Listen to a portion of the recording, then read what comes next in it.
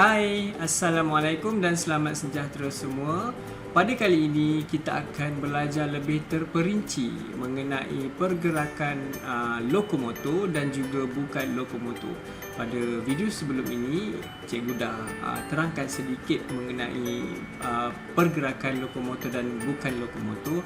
Dan pada video pada kali ini kita akan kenali secara lebih terperinci apa itu pergerakan lokomotor dan apa itu pergerakan bukan lokomotor. Apa itu pergerakan lokomotor? Kita pergi satu demi satu. Okey.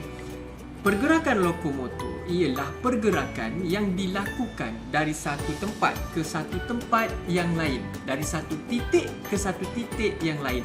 Apabila pergerakan tersebut dilakukan dari satu tempat ke satu tempat yang lain, senang kata bergerak satu tempat ke satu tempat yang lain, itu baru dikatakan sebagai pergerakan lokomotor. Kalaulah pergerakan tersebut dilakukan hanya setempat sahaja, awak bergerak tapi hanya dilakukan setempat sahaja, itu tidak dinamakan sebagai pergerakan lokomotor. Tetapi kalau awak bergerak dari satu tempat, bergerak ke satu tempat yang lain, dari satu titik ke satu titik yang lain, itu akan dikatakan sebagai pergerakan lokomotor. Kita akan melihat contoh yang cikgu akan berikan apa itu pergerakan lokomotor. Berjalan, berlari, mencongklang ataupun gallop, skip, melompat, merangkak. Baik, dah tahu kan apa itu pergerakan lokomotor? Sekarang kita pergi pula kepada pergerakan bukan lokomotor. Pergerakan bukan lokomotor ini ialah pergerakan di mana awak membuat satu perlakuan, apa sahaja pergerakan, tetapi tidak beralih tempat, tidak melibatkan satu tempat ke satu tempat yang lain. Maksudnya adalah awak buat pergerakan tersebut hanya setempat sahaja. Awak buat pergerakan di tempat awak sahaja. Itu adalah pergerakan bukan lokomotor. Banyak sangat pergerakan macam yang cikgu sedang buat sekarang ni, menggerakkan tangan, menggerakkan kepala, itu semua pergerakan bukan lokomotor.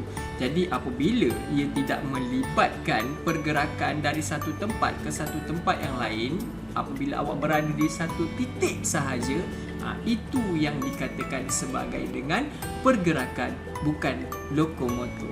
Jadi mari kita tengok contoh-contoh pergerakan bukan lokomotor. Berdiri, duduk, memusingkan tangan,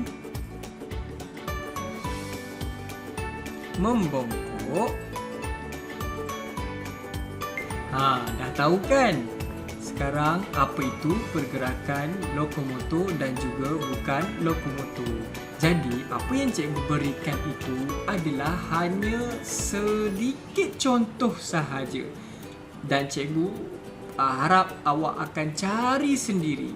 Cuba cari seberapa banyak yang boleh di medium internet. Awak boleh cari di dalam buku, okey?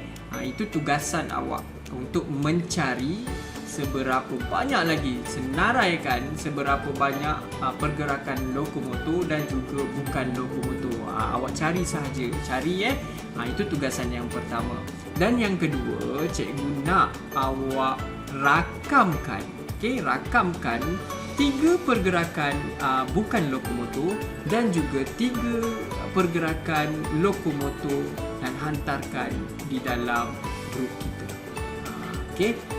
Itu tugasan yang cikgu berikan kepada awak dan cikgu bagi masa selama 2 minggu untuk awak menyiapkan tugasan itu. Yang pertama, awak perlu cari maklumat apa pergerakan lain yang boleh dikategorikan sebagai pergerakan lokomotor dan juga pergerakan bukan lokomotor. Dan juga yang kedua, rakamkan, awak buat sendiri pergerakan lokomotor, itu tiga pergerakan lokomotor dan juga 3 pergerakan bukan lokomotor. Jadi tolong siapkan tugasan yang cikgu berikan dan cikgu bagi masa selama 2 minggu untuk awak buat tugasan tersebut.